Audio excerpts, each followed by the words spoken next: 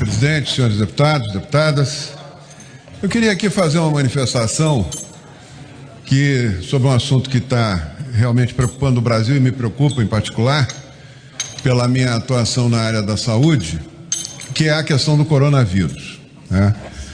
Eu quero manifestar aqui minha preocupação com o pânico que está se tentando disseminar na população em relação a essa epidemia, né? Essa epidemia, eu fui gestor público, fui o primeiro gestor que enfrentou o H1N1 no Brasil, né, quando entrou pelo Rio Grande do Sul, e tive uma experiência que me ensinou muito em relação às pandemias e epidemias.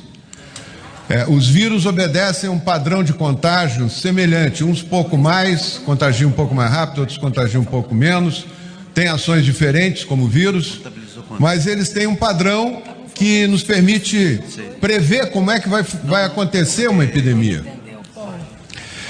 Está se traçando um quadro, está-se dia e noite, através de meios de comunicação, transmitindo para a população um quadro gravíssimo que vai acontecer e que provavelmente não vai acontecer, né? Mas está se assustando muito a população, né? E com isso está se tendo um impacto grande na economia. As pessoas estão com medo de sair na rua, as pessoas estão com medo de comprar, as pessoas estão com medo de estar sendo aconselhada a ficar em casa. Já tem uma campanha na internet, fique em casa, não saia de casa, né? E eu quero dizer que isso não vai interferir na evolução da epidemia. Suspender a aula não muda a evolução da epidemia. Eu tenho os trabalhos publicados, são 5 trabalhos, se eu não me engano, em todas as pandemias que ocorreram, principalmente nas últimas, sobre suspensão de aula e resultado da pandemia, da evolução da pandemia. Não adianta nada. Isso é muito mais para o gestor dizer que está fazendo alguma coisa do que para ajudar a população. Eu acho que tem que ter equilíbrio, tem que se parar de botar medo na população, dizer que isso é uma epidemia viral, que segue um padrão que as outras seguiram. O coronavírus vai matar menos pessoas do que o H1N1 matou. O H1N1 só o ano passado matou 750 pessoas aqui no Brasil. 750, 2 por dia, e ninguém falou nada. Não saiu uma notícia no jornal, não se fez transmissão 24 horas para assustar a população.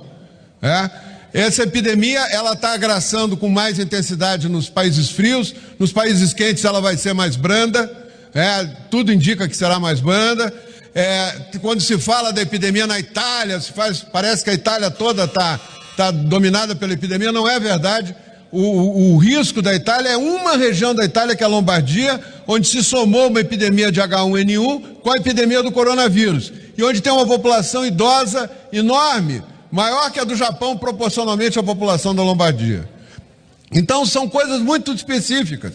Tem governantes querendo parar tudo, botar todo mundo de quarentena em casa, até para resolver o problema político deles e para mostrar que estão fazendo alguma coisa, inclusive em período eleitoral. Tem que ter comitê científico, tem que ter pessoal os infectologistas, os epidemiologistas, orientando os prefeitos, os governadores, não é um absurdo fechar shopping, é um absurdo proibir transporte coletivo. A economia vai quebrar, a recessão vai ser muito pior que essa epidemia, vai causar muito mais dano para a população que essa epidemia, que vai terminar logo. Em 12 semanas, 13 semanas terminou tudo, mas a recessão vai durar 5, 6 anos ainda, e muita gente vai empobrecer, ficar na miséria, por causa do alarde, do pânico que está se instalando na população, que aí justifica tudo. Esse decreto de calamidade do presidente, ele é importante, porque ele trata não da epidemia em si, ele cita a questão da epidemia, mas ele trata da questão econômica.